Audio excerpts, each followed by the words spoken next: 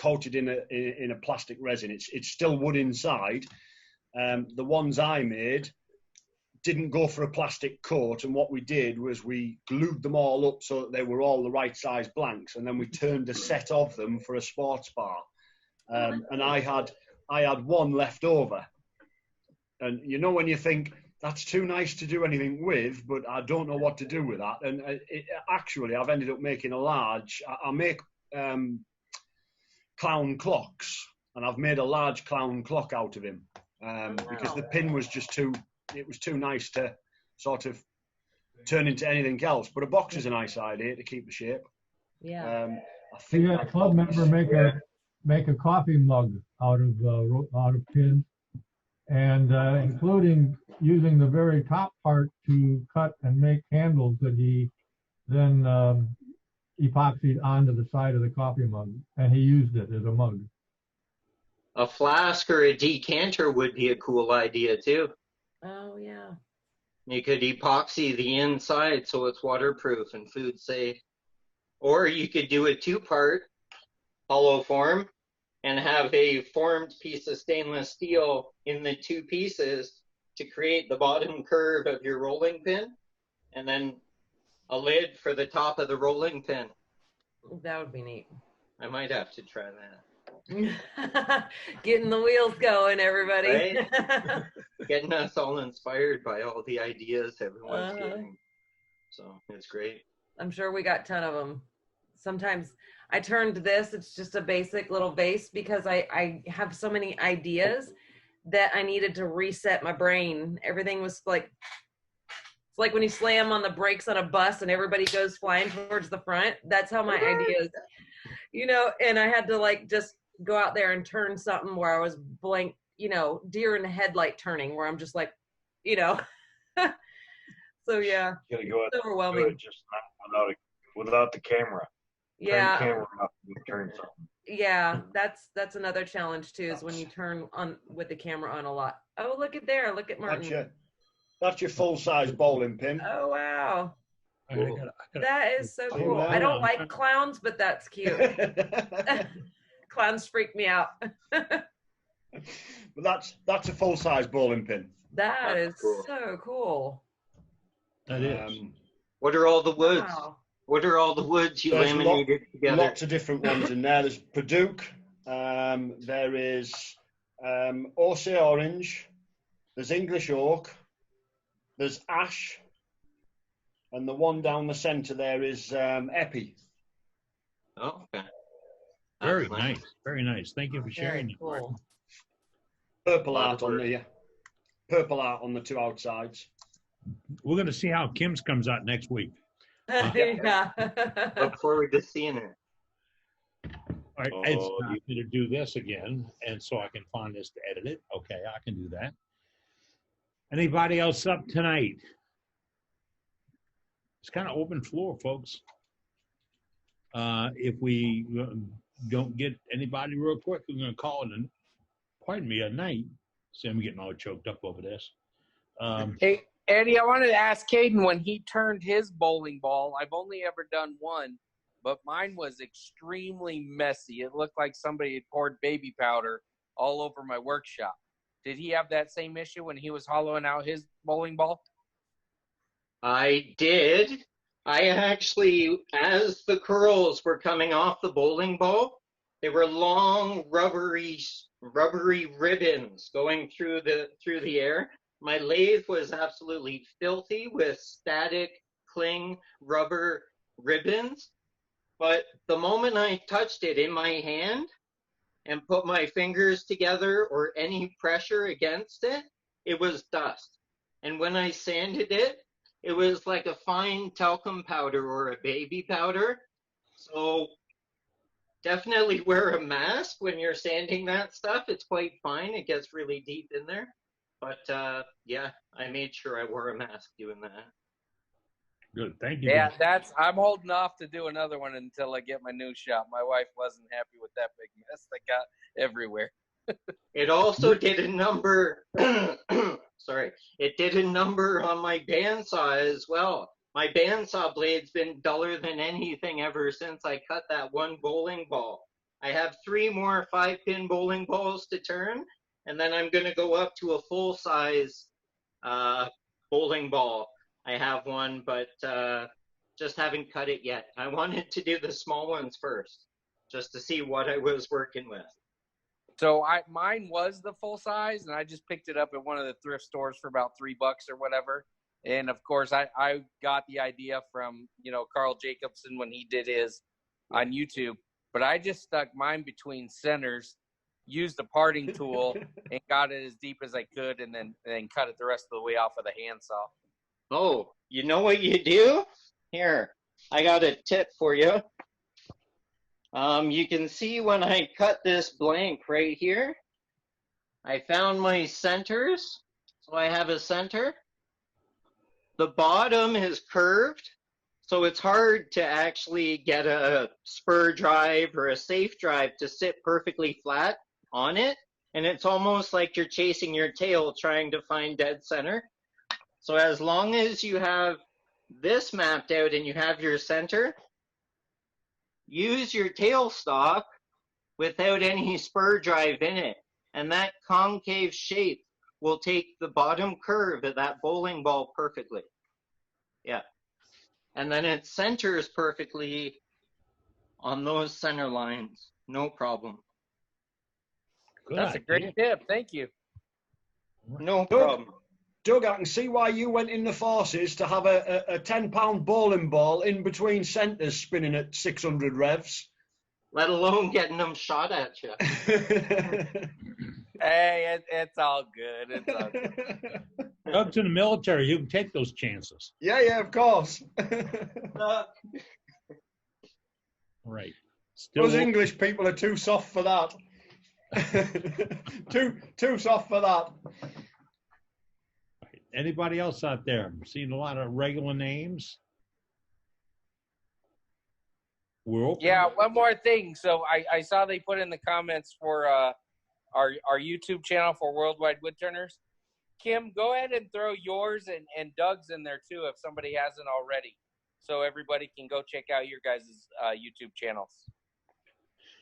See, that's what chat's all about. If you got something that you want to share and keep in mind, that's the place to go. If you have a particular product you use or whatever, go into the chat area and put it in there. It's remember, our program is not supposed to be sponsored.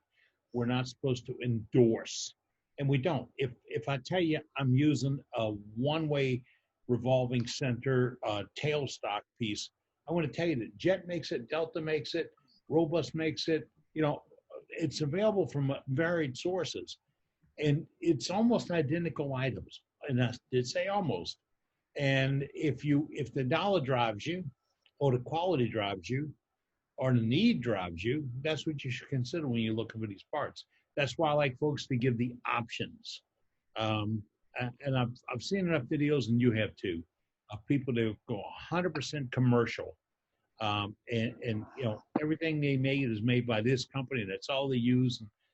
To me, that might not be fair to beginning turners. When beginner turners say, I want to buy a set of tools, first thing I tell them is don't buy a set of tools. I've asked people in places that sell them, what's this tool do? You know, it's a strange, to get that noise from the guys that sell them to you, you really wonder why you're even buying it. So be selective, be careful. Anybody else up tonight? I can cancel this out and I'm unplugging all the videos. Everybody's up. Okay, I hear voices. Michael, you're in there, Michael.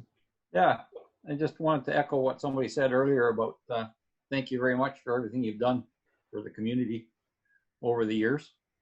And if you let me share my screen, I'll show you a little something that I put together. All right, go ahead. Oh, wait, you want to share your screen? I got to tell it that, hold on.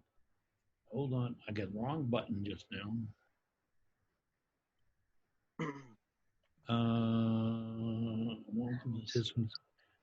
All right, I think you do it now. We can get you up there.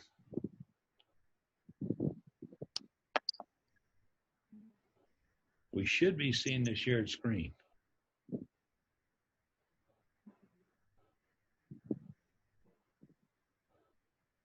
Nothing yet. We're still just seeing his face and the ocean behind him.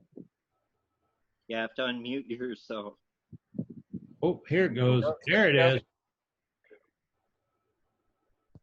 All right, Mike, what is that? Gotta unmute yourself, Mike. Turn off the mute or press your space bar.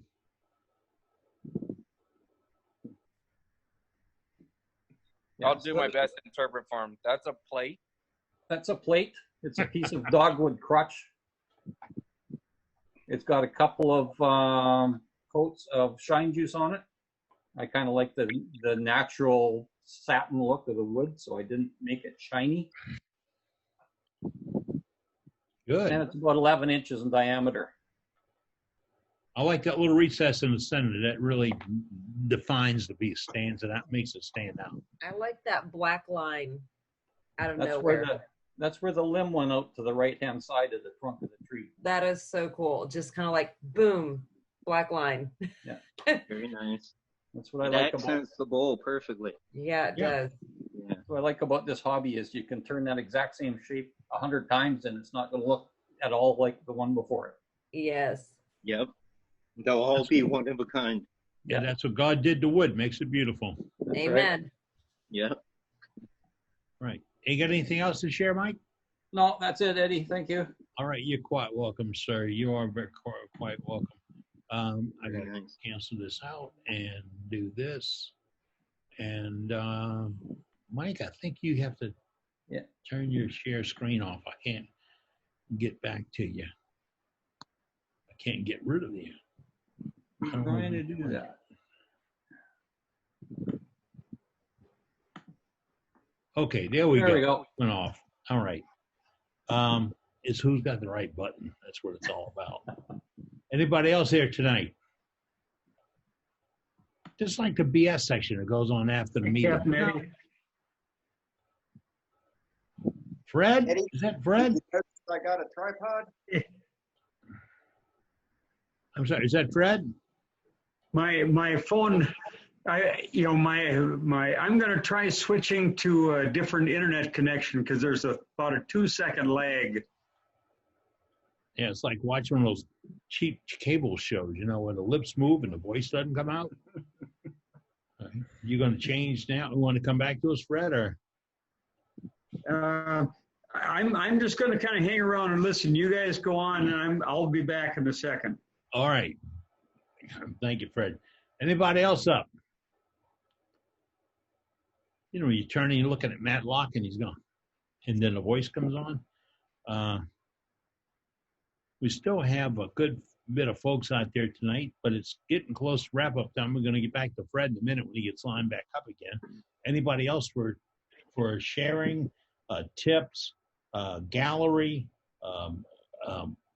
input? Remember, but young turners or beginning turners, novice turners, however you want to describe it, if you got a particular question on something, ask it. Tonight, we got a chucking tip from one turner. Doug tells about holding on to a bowling ball. We've seen a couple of Danes showed us some stuff about running the headstock to where the tailstock is. There's a line outside the Paramedic store waiting to buy those freestanding supports. So there's a lot going on tonight, and we invite you to jump in. I think Fred, I thought I had you back up. I am here. Can't get you, Fred. It won't even take a spotlight on you. Must be a rough connection. All right, we're going back to it. Anybody else tonight? Hey, Eddie, I want to put the pressure on Doug from Pole Barn Productions because that guy's amazing, and he hasn't shown us anything tonight. So I think he needs to go grab something off the shelf that he's made.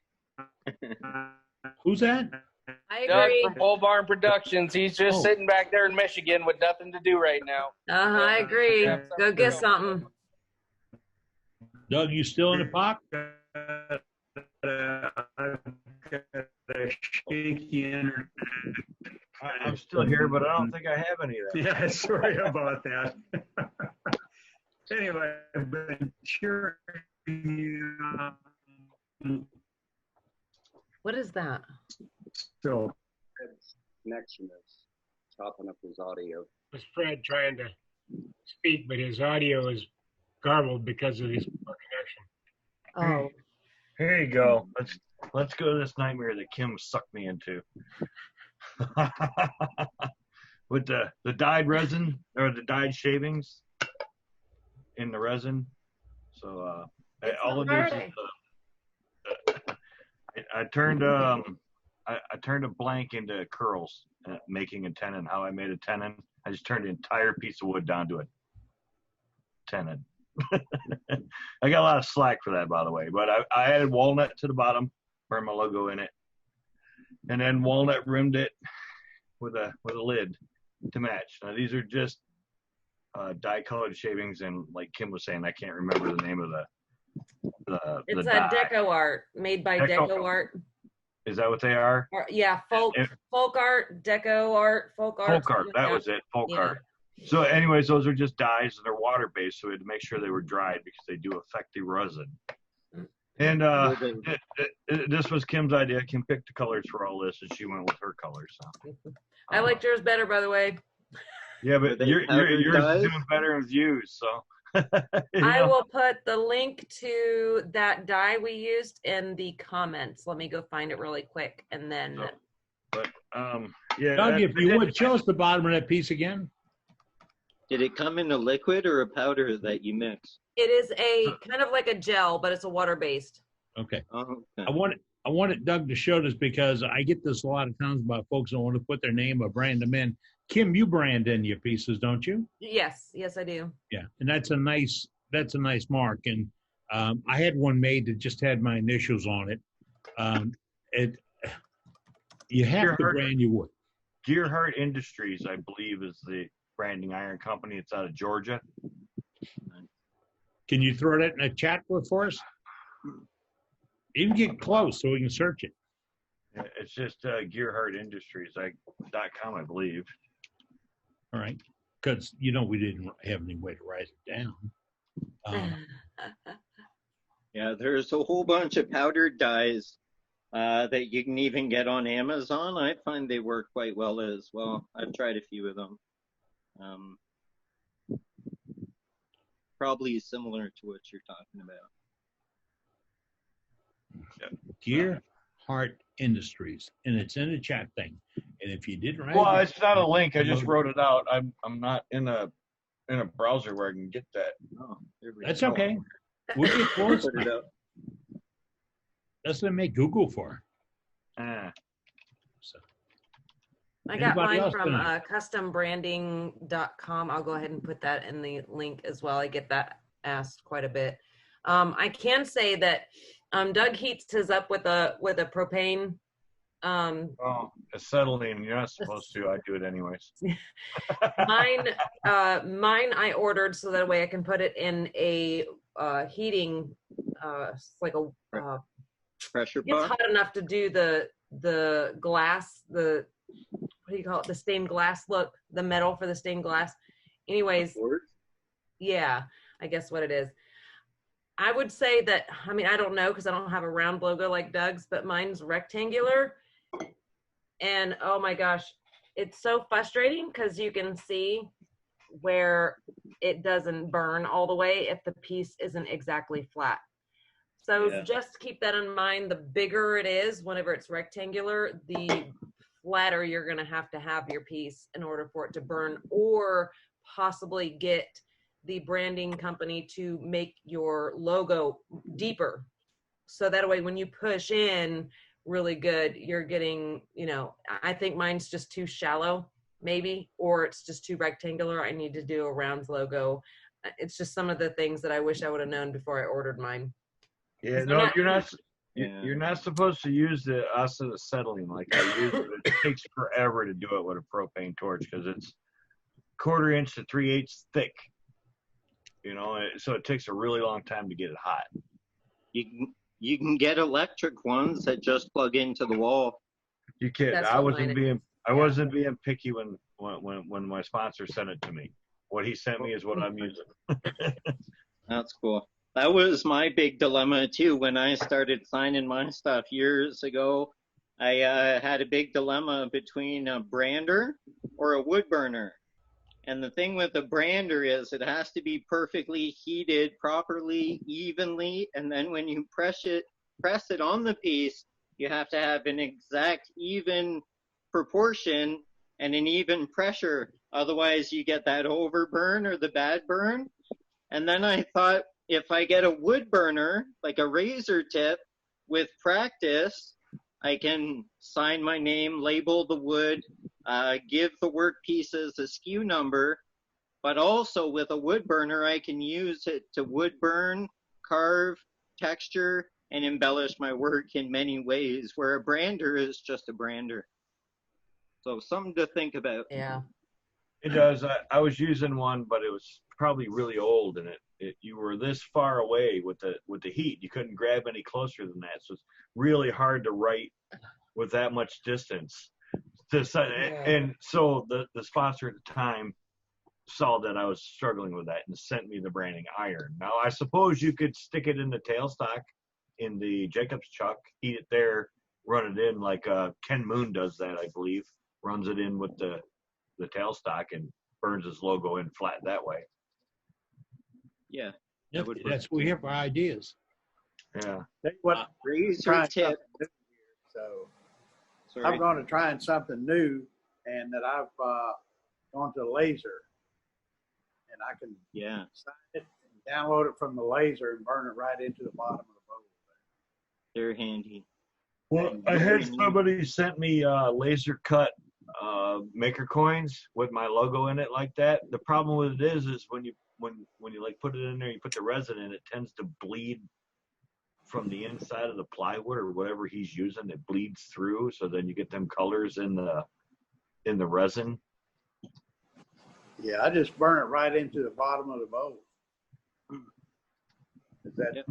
Well, so I think the reason I have them is sometimes you can't burn into the plastic like we have with the resin, Right.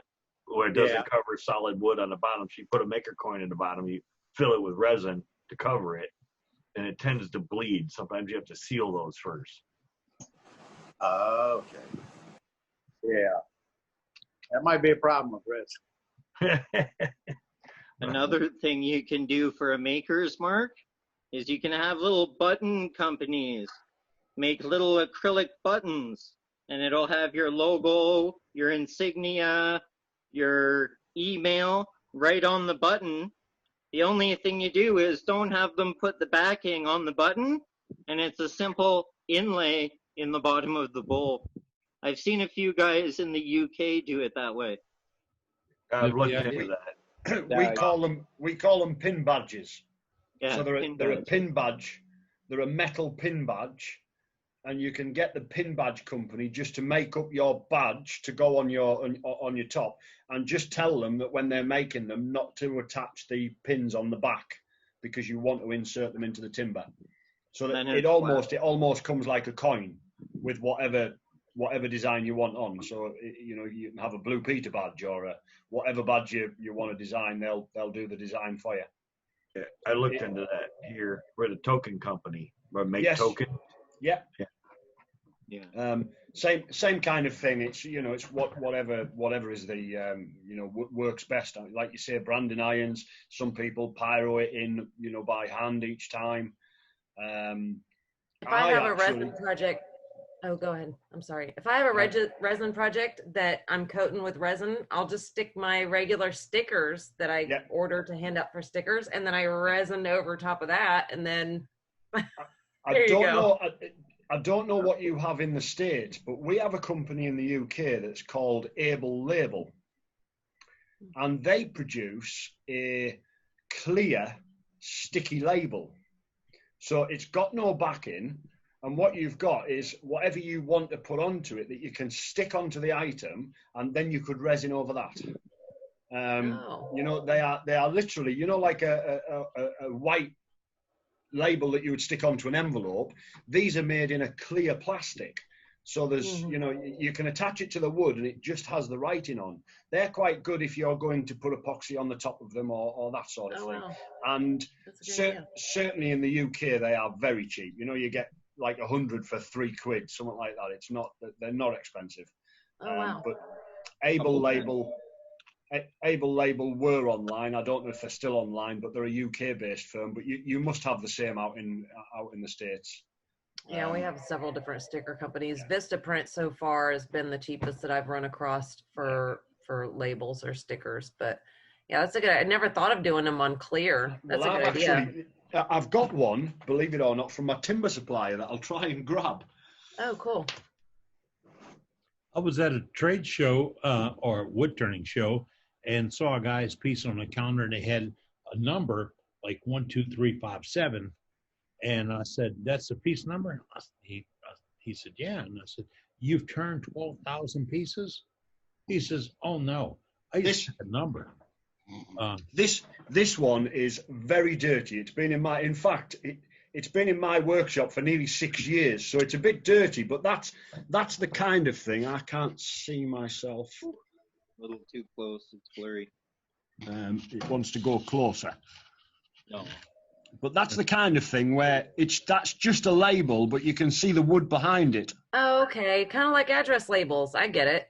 Just an address label. Yeah. You can't really see it very clear on the camera, but when it's on a piece of wood, and I mean, like I say, this one's dirty. It's been sat in my workshop for nearly 6 years.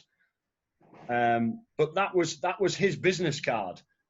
Because he's a timber merchant, he slices very, very thin pieces of timber, and then he gets these Able labels across the top.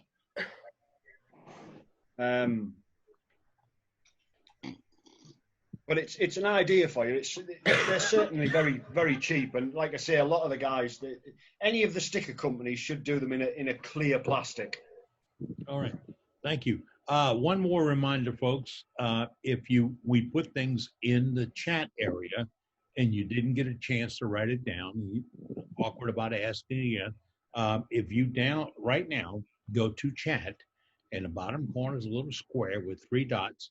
Press that, and then it'll right up the first line will say "Save Chat," and it will save you to your computer somewhere on your computer. And after you do that one time, you'll have it handy for you. I had that on my computer for weeks and weeks and weeks before I found out how it was entitled. And my Mac genius said, "Go to recents." There it was. It's coming up on 3 hours, folks. I had to do that to let me know when I'm going to edit it out. If we don't come up with something real great, we're going to call it an evening, and we're going to join you again, because it's your club. Remember that. It's your club. We'll join you again. All right. I got something. Here you go. The Kim Tippin original. Tim Kippen original. Yeah, Kim did this one and sent it to me. What is this? Sycamore? She Woodburn to octopus into it. And Sycamore. I know I don't have it in the light so you can see it. I'm worried about burning it out. There you go. So yeah, but there's there you go. Octopus in it over the top. And it looks like a football. You turned this wet, didn't you? Yes. Yes, this was wet. Yeah. Kim, well, I know that so that I give them to the dogs because the dogs' breaths are awful. Oh, no worries. and then this one here, she's got a little branding iron burn in the bottom and wrote me a pretty note. That's awesome. Yeah, that looks did really you nice. send them with the peppermints? Yeah, candy canes when they went on sale after Christmas. And then I feed them to the dogs because the dogs got awful breath. Then they smell like peppermint breath. Much better. All right. Anybody else this evening? I just got to say one more thing. My wife came out while we were talking. She heard the British accent, and she said, "That guy's got a sexy voice." And now she's embarrassed we can hear her. There you go, Martin. Keep on talking, Martin. Yeah. We're not going there, Doug. You're far too big for me. You put bowling balls between centres. She's got the right guy. My boss is behind me. She's laughing her butt off. She really said that? Now I realize why she never gets tired of me watching Nick Zemeni videos while I'm laying in bed. Yo. If she starts calling me Nick or Martin, though, we're gonna have issues. Uh-oh. Well, I had fun tonight. Thank you. Have a good night, Mark. We're gonna call it a night, Yeah, folks. it's got to be good night. It's definitely got to be good night. It's 3 o'clock, 3:30. Yeah. All right. Very good night. Good And night. I'll see all of y'all and then some friends next Wednesday night right here. We start at 6:30 p.m. Central Daylight Time. The program actually begins at 7 o'clock. Gives us time to talk, visit, share ideas, complaints, talk about the other guys, all that stuff. It's right here on Worldwide Woodturners. It's your woodturning club. Until next week, take care, be good, and Fantastic. all out. Bless. Thank you, Eddie. Good night, guys. We hit over 100. We hit Take 100. care. See you next week. I don't think our license lets me go over that right now, but I'm going to pick Well, yeah. But we hit it about 3 times tonight. Great. Thank you, sir. Appreciate it. It's your club. Get your friends to participate. There's room for everybody in this thing. At least I think there is. Hey, Eddie. Yeah. Eddie, this is Jack. Hey, Jack. It's my first time tonight. I wanted to say one thing. Just a few minutes ago, you said something about all y'all. Did you know that's the plural of y'all? That is? Yeah. Y'all could be just 1 or 2 people in the room. All y'all, that's plural. That's everybody. Well, I've been to Texas, and I do, your compass says yonder, yonder, yonder, yonder. Over yonder, yeah. Oh, yonder. Yep. All right. Thank you, Jack. Appreciate it. Oh, and to stretch out that thing about the coin, in Louisiana, we have this Mardi Gras thing.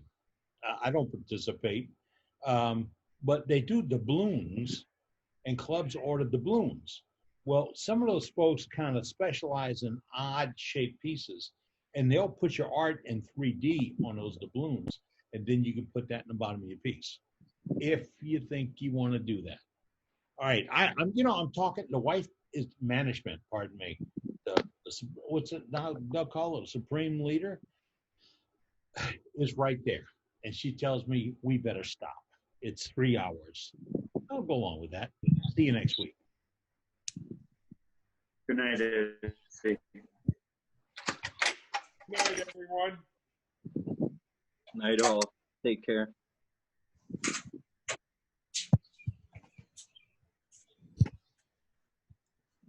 Yeah, good night. I don't know if everybody. anybody can still see me, but that's what my wife's got outside our door. A veteran lives here with his commander-in-chief. Do it again. Do it again. I couldn't see it. It's kind of faded now. My wife put that up there. A veteran lives here with his commander-in-chief. That's right outside our front door. I can't there's do the that dog. because she wouldn't let me come back in the house. Oh, wait. She just told me she needs that sign. Yeah. All right. Y'all have a good night. You too. Take care. You too.